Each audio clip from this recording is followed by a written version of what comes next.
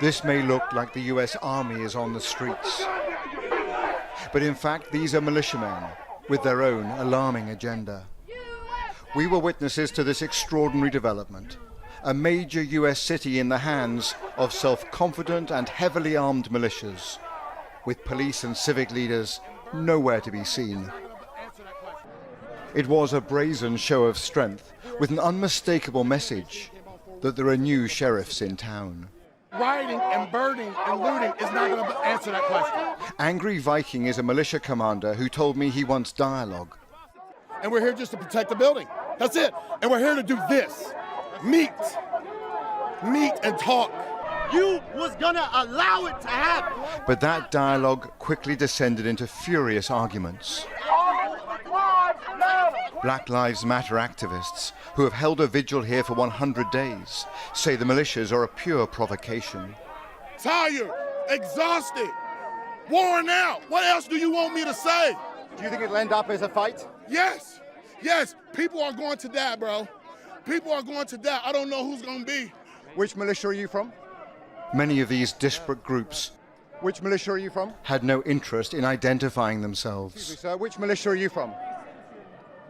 We are all Americans here. We're all Americans here. We're all here for the same. We're all here actually against you. Is what we're here against. You're impeding me from moving my group that way right now, are you not? Yes, you are. I'm asking you what you're doing here on the streets of this city. Well, first off, you're not American.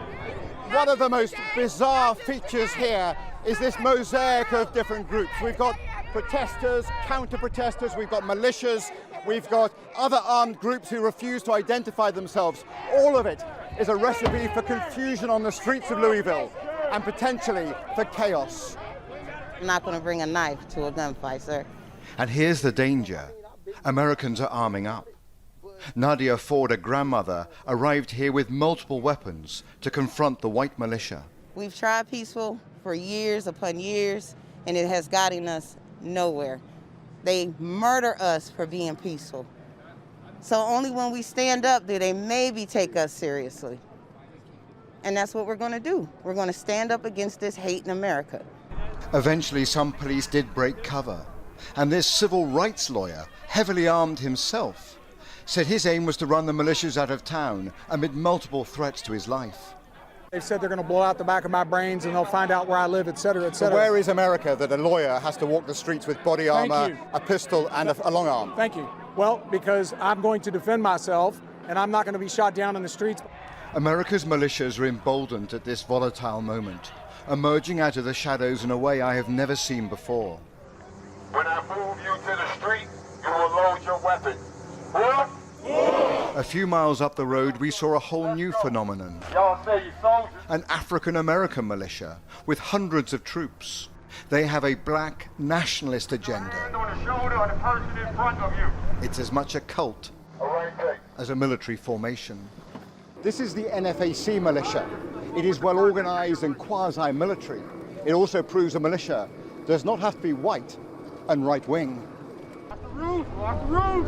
As hundreds of their armed followers march through a residential suburb, I'll call in reinforcements. we glimpse their mysterious leader. Known as Grandmaster Jay, he is a charismatic but enigmatic figure. Move! Clear out! Fearing assassination, his bodyguards surround him at every moment. Jay's moving back, y'all. Jay's moving back. What is clear is that these militias have a new swagger. While the election campaign gathers pace, other forces are showing they will fill the security void after this long summer of protests and violence. Robert Moore, News at 10, in Louisville, Kentucky.